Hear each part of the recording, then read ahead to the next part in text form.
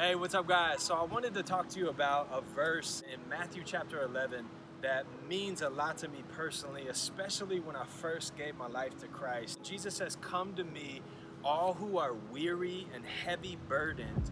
And then he gives a promise. He says, "I will give you rest." That's what I experienced when I first gave my life to Christ. I literally was so burdened down by this world. I was searching in all the wrong places for satisfaction, whether it was drugs, getting drunk all the time, partying. I had worldly success and I had people's recognition, right? I played college basketball, so I was popular, kind of a basketball jock my whole life. And so I had the acceptance of my peers, but it never really satisfied. It was never enough. At that time of my life, I was so sick and tired of being sick and tired. And so there was a pastor who led me to Christ. And so I come to Jesus and I experienced that. There's rest. Early on in my Christian life, like the first time I read that verse, I was like, yes, I know what that's like, right?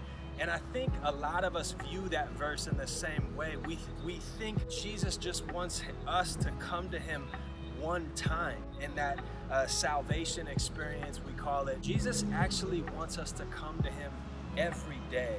And he actually wants us to lay down our burdens, to cast our cares upon him, to cast our weights upon him on a daily basis. And he wants us to come to him just as we are every day. I think of Hebrews chapter 4, verses 14 through 16, and it talks about approaching the throne of grace in boldness in our time of need. And one of my friends actually said to me one time after reading that verse, he was like, is there ever a time where we don't need God? Obviously, no. We need to daily come to Jesus, and the promise is still the same. If we come to him, he will give us rest. So the question really relies on, are we coming to him? If we don't have rest, we're probably not. If we're stressing out and plagued with anxiety and fear and all these things, we probably haven't come to Jesus. And if we would turn our heart back to him, we truly would find rest. I hope that encourages you guys. God bless.